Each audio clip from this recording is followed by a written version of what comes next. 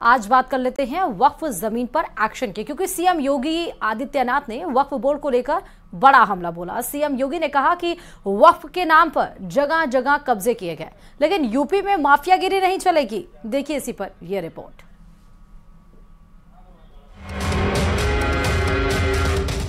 माननीय मंत्री जी, प्रश्न है कि माननीय मंत्री जी द्वारा प्रस्तुत संशोधन संख्या 2 को स्वीकृत किया जाए। जो सदस्य इसके पक्ष में हाँ गए।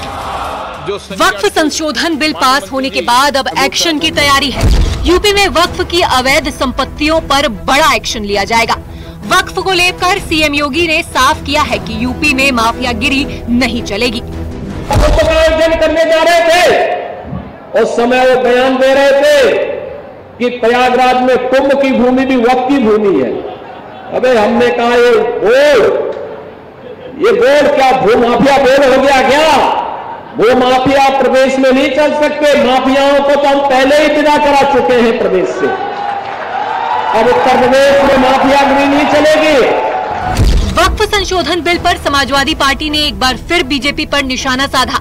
सपा प्रवक्ता दीपक रंजन ने इस मुद्दों पर सुप्रीम कोर्ट रुख करने की बात कही।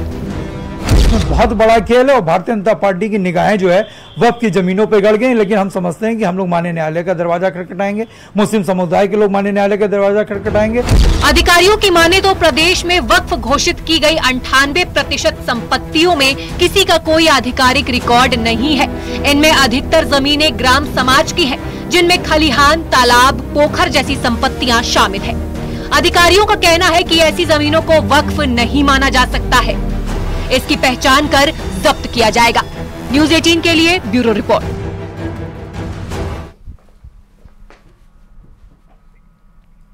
वक्फ बिल पास होने के बाद बिहार में सियासत चरम पर है। जेडीयू से मुस्लिम नेता एक के बाद एक इस्तीफा दे रहे हैं। वक्फ संशोधन बिल के विरोध में जेडीयू छोड़ने वाले नेताओं के बहाने आरजेडी और कांग्रेस के नेता जेडीयू पर वार भी कर रहे हैं, जिस पर पलटवार करते हुए केंद्रीय मंत्री। तो नसीराबाद से पुलिस की बड़ी कार्रवाई देखने को मिली। अजमेर से इस वक्त की बड़ी खबर आपको बता रहे हैं। नसीराबाद में पुलिस की बड़ी कार्रवाई देखने को मिली। 2 पिस्टल और जिंदा कारतूस के साथ युवक को अरेस्ट किया गया है। जाटिया गांव के पास से आरोपी को गिरफ्तार किया गया। तस्वीरें आपके सामने हैं उन आरोपियों की जिसको गिरफ्तार किया गया है। पुलिस ने पिस्टल और कारतूस को भी जब्त कर लिया है। तो नसीराबाद में पुलिस की बड़ी कार्रवाई, पिस्टल और कारतूस के साथ आरोपी को किया गिरफ्तार। सीधे तस्वीरें आपको दिखा रहे हैं। 2 पिस्टल और जिंदा कारतूस के साथ एक युवक को अरेस्ट किया गया है। जाटिया गांव के पास का पूरा मामला है। तो अजमेर से बड़ी खबर आपको इस वक्त ही बता रहे हैं। नसीराबाद में पुलिस की बड़ी कार्रवाई देखने को मिली है। 2 पिस्टल और जिंदा कारतूस के साथ एक युवक को अरेस्ट किया गया है। जाटिया गांव के पास से ये आरोपी पकड़ा गया है। और अब बात वक्फ बिल की फिर से, क्योंकि वक्फ बिल पास होने के बाद बिहार में सियासत चरम पर है। जेडीयू से मुस्लिम नेता एक के बाद एक इस्तीफा दे रहे हैं। वक्फ संशोधन बिल के विरोध में जेडीयू छोड़ने वाले नेताओं के बहाने आरजेडी और कांग्रेस के नेता जेडीयू पर वार कर रहे हैं, जिस पर पलटवार करते हुए केंद्रीय मंत्री लल्लन सिंह ने कहा कि जिन लोगों ने पार्टी छोड़ी उन्हें पार्टी के अंदर भी कोई नहीं जानता। इससे उनकी हैसियत का अंदाजा लगा सकते हैं।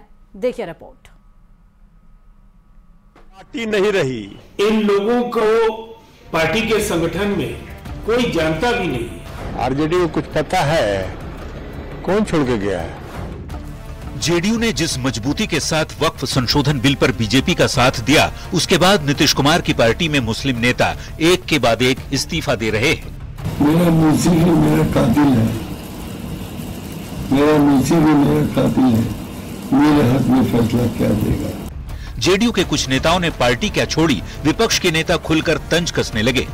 वो छवि था, लोग कहते थे दम भर भर के कि साहब हम तो एकदम सेकुलर हैं, हम जो है पूरे बिहार में सांप्रदायिकता को कंट्रोल किए। कोई नीतीश कुमार पर निशाना साध रहा है तो कोई उनकी पार्टी का नया नामकरण कर रहा है। ये अब तो आदरणीय नीतीश कुमार जी का पार्टी जेडीयू का नाम बीजेपी यू कर देना चाहिए। अब जेडीयू कोई पार्टी नहीं रही। लेकिन सवाल है कि जिन नेताओं ने पार्टी छोड़ी है वो कौन है, उनके बारे में जेडीयू के नेता क्या सोचते हैं, तो जरा खुद सुन लीजिए। देखिए, ये जो भी नाम सुर्खियों में है ये पार्टी के किसी भी सांगठनिक पद पर नहीं है। इन लोगों को पार्टी के संगठन में कोई जानता भी नहीं है। अब जरा जेडीयू के पूर्व राष्ट्रीय अध्यक्ष और केंद्रीय पंचायती राज मंत्री ललन सिंह की जुबानी जेडीयू छोड़ने वाले उन नेताओं की हैसियत भी जान लीजिए। आरजेडी को कुछ पता है कौन छोड़ के गया है, कौन गया है, जिसका बहुत भारी प्रचार कर रहा है और आप ही का चैनल प्रचार कर रहा है कि बहुत भारी नेता है, बहुत सीनियर लीडर है। वक्फ संशोधन बिल पर वोटिंग के बाद अब तक 3 मुस्लिम नेताओं ने जेडीयू को छोड़ दिया है। एम राजू नैयर, मोहम्मद शनवाज मलिक और मोहम्मद कासिम अंसारी, इनमें से एक भी ऐसा नाम नहीं जिन्हें बिहार के बहुत लोग जानते हैं। हालांकि 2 और नेताओं की नाराजगी जरूर सामने आ रही है जिनकी पहचान है। वो हैं एमएलसी गुलाम गौस और पूर्व सांसद गुलाम रसूल बलियावी। हालांकि जेडीयू के शीर्ष नेताओं के तेवर इस बात की ओर इशारा कर रहे हैं कि वो अपने स्टैंड पर मजबूती के साथ कायम हैं। न्यूज 18 के लिए दिल्ली से अमितेश सिंह के साथ ब्यूरो रिपोर्ट। मच्छर क्या कर सकता है, और अगर ये मच्छर फ्लाइट में आ जाए तो तौबा तौबा। मुंबई से लखनऊ आ रही इंडिगो फ्लाइट में यात्रियों का मच्छरों से सामना हो गया, जिसके बाद यात्री मच्छर भगाते हुए नजर आए। किसी यात्री ने वीडियो बनाकर सोशल मीडिया पर शेयर कर दिया, जो काफी ज्यादा वायरल हो रहा है। और इसी पर देखिए यह रिपोर्ट। अगर आप फ्लाइट से कहीं जा रहे हो और फ्लाइट के अंदर आपका मच्छरों से सामना हो जाए तो सोचिए क्या हालत होगी। मुंबई से लखनऊ आ रही फ्लाइट में यात्री उस वक्त परेशान हो गए जब वहां पर मच्छर मंडराने लगे। मच्छरों ने बाहर की गर्मी से बचते हुए फ्लाइट को ही अपना ठिकाना बना डाला, जिसके बाद तो यात्रियों का जीना मुश्किल कर दिया। यात्रियों ने शिकायत की कि उड़ान भरने के बाद से ही मच्छरों ने काटना शुरू कर दिया था। इसके बाद तो कुछ यात्री मच्छरों को भगाते हुए भी देखे गए। यात्रियों का कहना है कि क्रू मेंबर से भी शिकायत की गई, लेकिन इसका कोई भी फायदा नहीं हुआ। कोई सुनवाई नहीं की गई, जिससे मच्छरों ने सफर के दौरान उन्हें कष्ट में डाल दिया। इंडिगो की फ्लाइट 6E643 का ये वाकया है। फ्लाइट में सवार किसी यात्री ने वीडियो सोशल मीडिया पर भी पोस्ट कर दिया। लोगों की शिकायत थी कि एयरलाइंस कंपनियां लुभावने वादे तो करती हैं, लेकिन यहाँ साफ सफाई का ध्यान नहीं रखा गया, ये जानते हुए भी कि मच्छर डेंगू जैसी खतरनाक बीमारियां देते हैं। यात्रियों ने इंडिगो एयरलाइंस से नाराजगी जाहिर की और सफाई व्यवस्था सुधारने की मांग की है। यात्रियों का कहना था कि वो आरामदायक सफर के लिए निकले थे, लेकिन पूरे सफर के दौरान परेशान रहे। कोई सुनवाई न होने पर यात्री गुस्से में भी आ गए। ये पहली बार नहीं है जब इस तरह की घटना सामने आई हो। 31 मार्च को भी चेन्नई से आई फ्लाइट में ऐसी शिकायत सामने आई थी।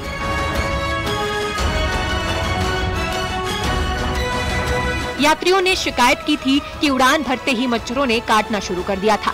लोगों ने एयरलाइंस से मामले को गंभीरता से लेने के लिए कहा है। Bureau report, news 18। बॉलीवुड के दिग्गज अभिनेता मनोज कुमार का निधन हो गया। उनके निधन की खबर मिलने के बाद बॉलीवुड और उनके फैंस निराश हैं।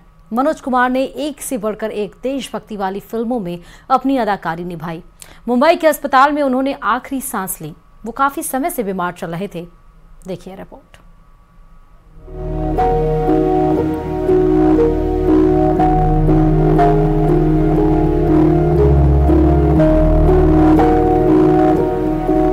बॉलीवुड के भारत कुमार अब इस दुनिया में नहीं रहे। अपनी फिल्मों के जरिए देशभक्ति की अलख जगाने वाली ये आवाज हमेशा के लिए खामोश हो गई। है प्रीत जहाँ की रीत सदा मैं गीत वहाँ की गाता हूँ। भारत का रहने वाला हूँ, भारत की बात सुनाता हूँ। उन्होंने उपकार, पूरब और पश्चिम, रोटी कपड़ा और मकान, क्रांति जैसी फिल्मों में अपनी अदाकारी से अपनी अमिट छाप छोड़ी, जो आज भी लोगों के जहन में ताजा है। देश प्रेम वाली फिल्मों के लिए खास तौर से मशहूर मनोज कुमार को भारत कुमार कहा जाने लगा था। मनोज कुमार 87 साल की उम्र में दुनिया छोड़ गए। वो लंबे समय से बीमार चल रहे थे। मुंबई के अस्पताल में उन्होंने आखिरी सांस ली। अनफॉर्चुनेटली मेरे फादर मनोज कुमार जी का देहांत हो गया है आज सुबह 3:30 बजे कोकिला अंबानी हॉस्पिटल में। वो अस्वस्थ थे काफी टाइम से। बड़ी शिद्दत से उन्होंने हर चीज का मुकाबला किया है और भगवान की कृपा है, शिरडी बाबा की दया है कि वो चैन से आराम से इस दुनिया से गए। उनके बेटे कुणाल गोस्वामी ने बताया कि शनिवार को उनका अंतिम संस्कार होगा। मनोज कुमार का जाना बॉलीवुड के लिए बड़ा नुकसान है। उनके जाने के साथ ही एक युग का अंत हो गया। बॉलीवुड के कलाकारों ने उनकी मृत्यु पर शोक जताया है। मैं तो बहुत सीखा था उनके सिनेमा से। ये क्षति आज हम लोगों के लिए बहुत बड़ी है। एक ऐसे कलाकार जिन्होंने देशभक्ति अपने फिल्मों के द्वारा एक हर भारतीय में जो है देशभक्ति का भाव और भावना जगाई, तो सारा जो हमारी फिल्म इंडस्ट्री है ऐसे कलाकार के निधन पर बहुत ज्यादा शोकमयी। मनोज कुमार का जन्म पाकिस्तान में साल 1937 में हुआ था। भारत पाकिस्तान के अलग होने के बाद उनके परिवार ने भी बंटवारे का दर्द सहा। उनके परिवार को पाकिस्तान छोड़ना पड़ा, जिसके बाद वो दिल्ली में रहने लगे। यहीं से मनोज कुमार ने शिक्षा ली। उसके बाद वो मुंबई चले गए। पहले तो वो फिल्मों में छोटे मोटे काम करते थे। दिलीप कुमार से वो बहुत प्रभावित थे। उनकी एक फिल्म में किरदार की वजह से उन्होंने अपना नाम मनोज कुमार रखा। फिल्म उपकार में उनके गीत मेरे देश की धरती से तो पूरी तरह छा गए। मनोज कुमार को अफसोस रहा कि वो उपकार फिल्म को पूर्व प्रधानमंत्री लाल बहादुर शास्त्री को नहीं दिखा पाए। ये फिल्म उनके निधन के बाद ही रिलीज हुई थी। मनोज कुमार को भारतीय सिनेमा में हमेशा याद रखा जाएगा। उन्हें कई प्रतिष्ठित पुरस्कारों से भी सम्मानित किया गया, जिसमें राष्ट्रीय फिल्म पुरस्कार और कई श्रेणियों में 7 फिल्म फेयर पुरस्कार शामिल हैं। साल 1992 में मनोज कुमार को सरकार ने उन्हें पद्मश्री से सम्मानित किया था। Bureau report, news 18।